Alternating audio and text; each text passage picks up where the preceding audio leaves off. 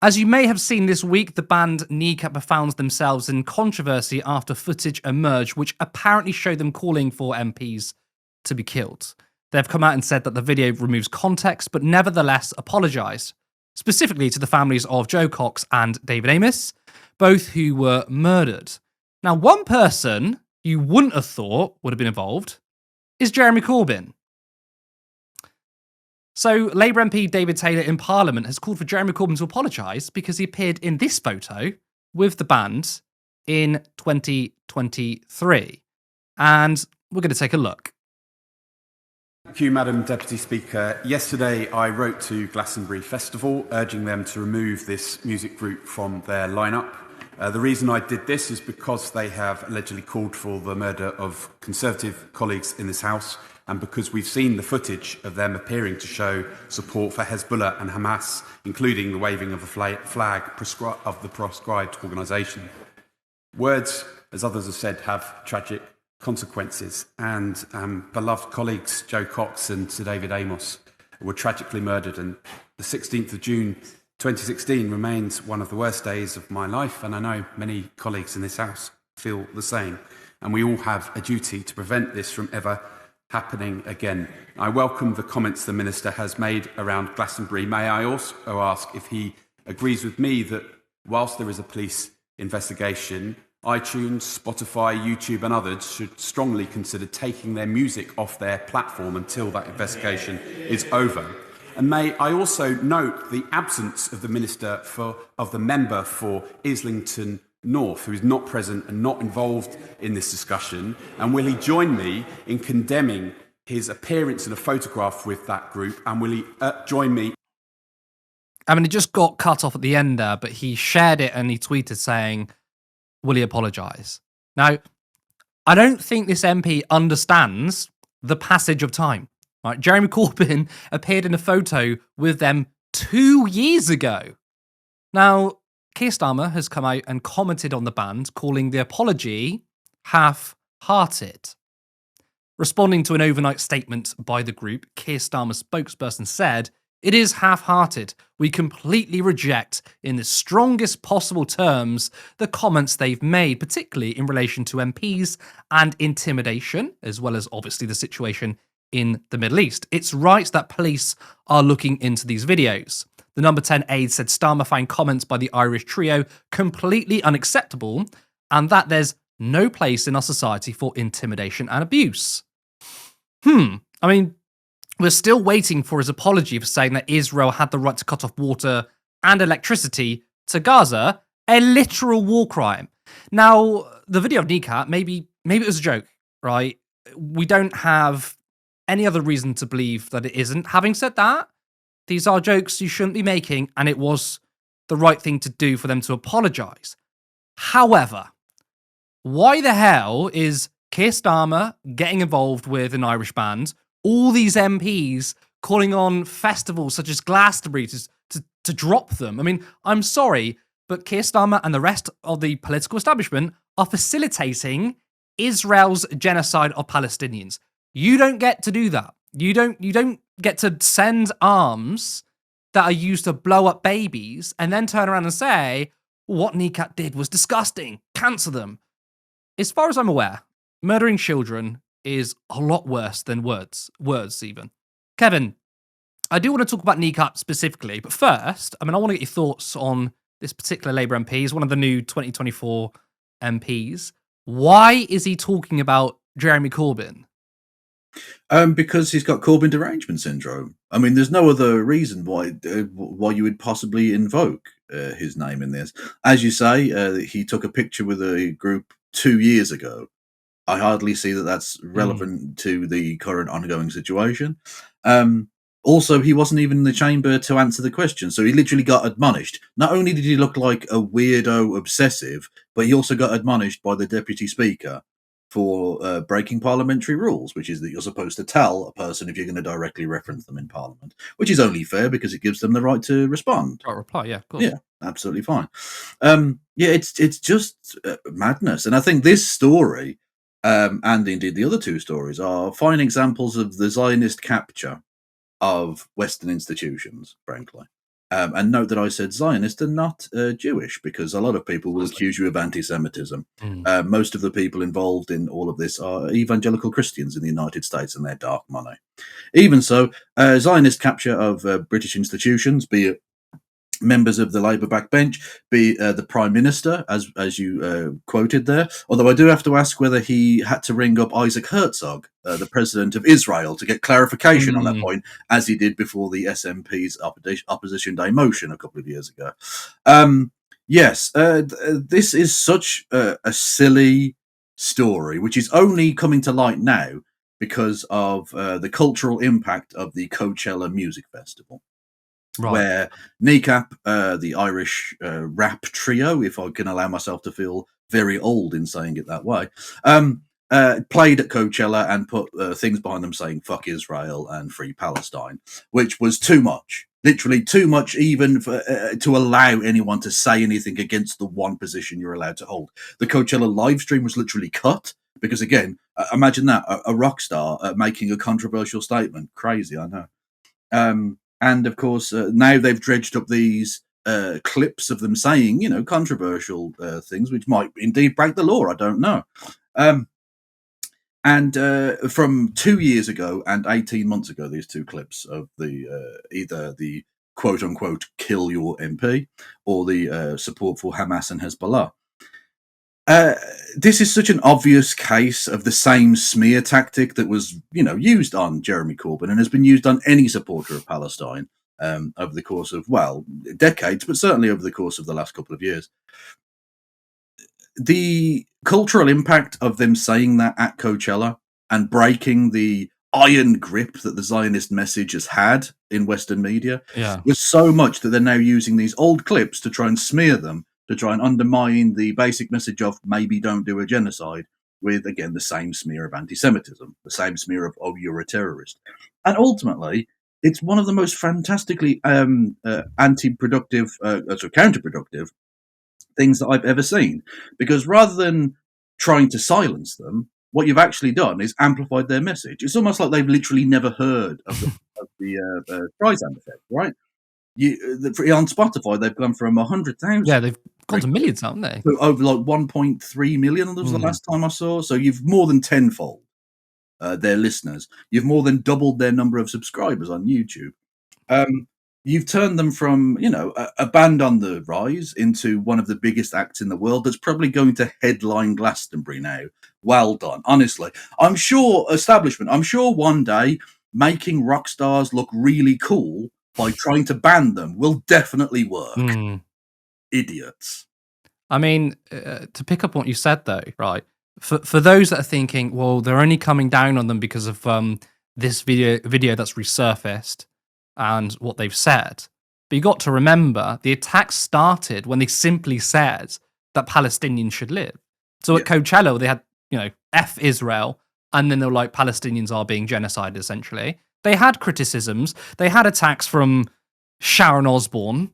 Don't know why she's involved. So the idea that, oh no, it's because of what they said about those MPs, well, not specific MPs, they just made a really bad joke, that was the reason why. It's clearly not. And I'm sure if a Zionist said the same thing but in a different context, it wouldn't have been picked up on.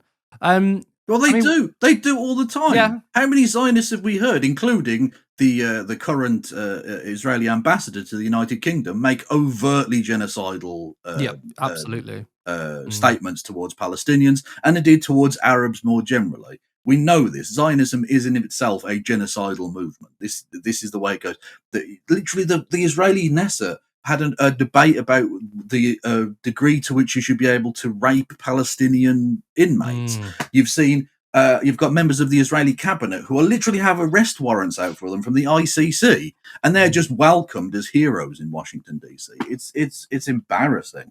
They've sat on these clips for, in one case, nearly 2 years. This was from 2023, that clip. And they're now using it because of the cultural impact of them saying these things that you're not allowed to say in a place where they think they have absolute cultural hegemony, and they don't. And I think that's the true story here. What they said in that video is not that anyone's endorsing that, but the true story is it was sat upon. Kneecap essentially they're probably at their most famous now. I mean, they definitely are now. gotcha, yeah. What comes to Spotify, right? And people come out and said, "Oh, look how bad Kneecap is," because they went to Coachella and they talked about Israel Palestine. And Yeah. had they said nothing, right, this video would not have resurfaced. No, It is absolutely. it is the real form of cancel culture, 100%. isn't it? Yeah, absolutely. The idea that politicians deign themselves worthy of being able to tell Glastonbury who can and can't play there is absolutely nonsense. The idea that because they were given 1.1 million in PPP loans, or the equivalent in the UK, during COVID, in order that the Glastonbury Festival, one of Britain's largest cultural exports, lest we forget, it means that we should somehow, like, they owe us the banning of certain acts. Like, look at some of the unbelievably disgusting acts that have played that festival. People who are convicted criminals, wife beaters, domestic abusers, people who sing openly about sexual assault, all kinds of homophobic and racist language that's used by certain artists, and people accept that that's part of art. That's just a part of the human experience, and that art expresses the human experience. And people understand that, except with this one thing, because again, the institutions have been entirely captured by Zionist political force, basically. And that is actually a really good point there. I think it's a great point because, you hear some pretty foul stuff, should we say, from artists. And we know that they don't, well, most of them anyway, don't actually repeat it in real life. It is a form of art. You might not like it. It might not be everyone's tastes, but that is accepted. But if you want to, maybe you could see a lawyer making this argument. Kneecap were just simply doing art. And it might be grotesque to you, but why can't we treat this as a level playing field? And obviously the answer is, again, it's the context of it, what it's behind. Talking or singing about sexual assault, fine. This is the thing, that you have to allow, I think, artists a certain amount of leeway that you don't allow people outside of that context, right? Of course, which might sound odd, but stick with me for a second. The comparison has been drawn between what Kneecap said in those clips and the people who were imprisoned for inflammatory, murderous statements during the race riots last summer. And they're completely wrong to make that comparison, because there is a significant difference between a rock star saying, or a rap star, whatever, a musician who obviously markets themselves as being rebellious and anti-authoritarian and anti-establishment, saying a thing that's edgy and bad and might step over the line in its absolutely purist, interpretation, and someone who is not doing a piece of art, someone who is just saying, go and murder migrants, go and burn down hotels. That is a direct call to action. Nobody in that room that night that heard the phrase "kill your local MP" went out and killed their local MP, because everyone understands the context there, that they're saying an edgy thing. That's the point of it. The rock stars have always been rebellious to some extent, and people want that. There is a need within younger people to have that cultural separation between previous generations. There's a fantastic story of Alice Cooper, his manager during the 1970s. Alice Cooper's sales were not going well in Britain, and he said the one way to make sales increase is to make sure that kids think their parents hate the artist in question, right? So he purposefully mocked up an image of Alice Cooper naked on the side of a tour bus and had it break down in the middle of Leicester Square. So you had a naked image of Alice Cooper in the middle of Leicester Square. Free advertising, it made all of the thing. And all of a sudden his records started flying off the shelves, and all of these big venues wanted to book him, and etc., etc. And he's had a 50-year-long career at the top, right? Yeah. At least in part because of that. What you are doing is giving Kneecap the biggest free advertisement they could ever wish for. Because now all they have to do, their opening for Glastonbury now has to be a clip, a supercut of Mark Francois and Kemi Badenoch, and let's say maybe, I don't know, an Israeli politician, maybe even Benjamin Netanyahu himself comes out and says something about this. And that would go hard. If I would go to see that. They've got Kneecap on stage with videos behind them with Israelis and the establishment crying their eyes out. Just have Keir Starmer saying we don't like Kneecap are anti-British. Yeah. The crowd are going to absolutely erupt. It's Glastonbury. It's rock and roll. That's the point of it, right? It's so silly. You're investigating them under anti-terrorist legislation. You've made them overnight from minor acts that just made it onto the bill at Coachella into rock and roll terrorists. You've just made them the coolest thing you can possibly be. It's like saying you made them into pirates that were also ninjas.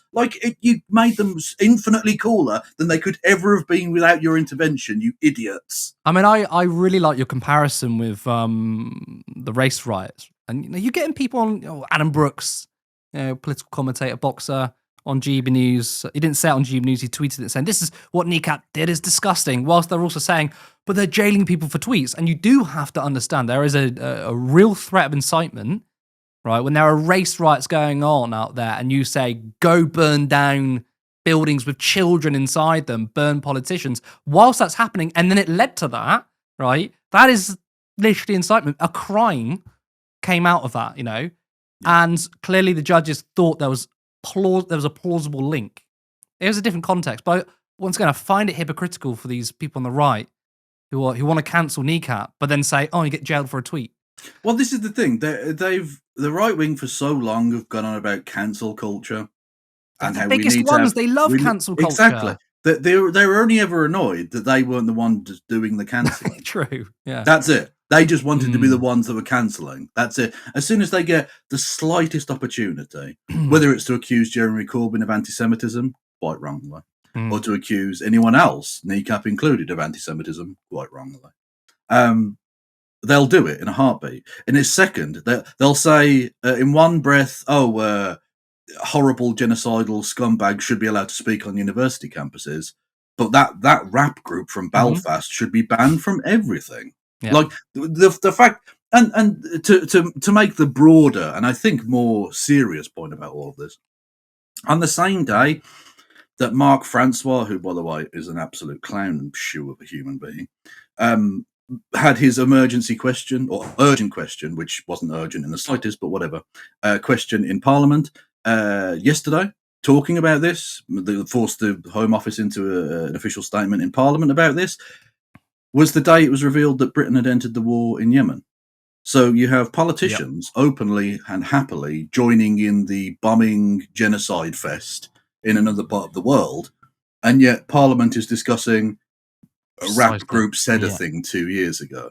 I'm sorry, to hold a West Belfast rap group to a higher moral, ethical and legal standard than your actual cabinet is ludicrous. Support independent media. Support social justice that's there on social media. Thank you.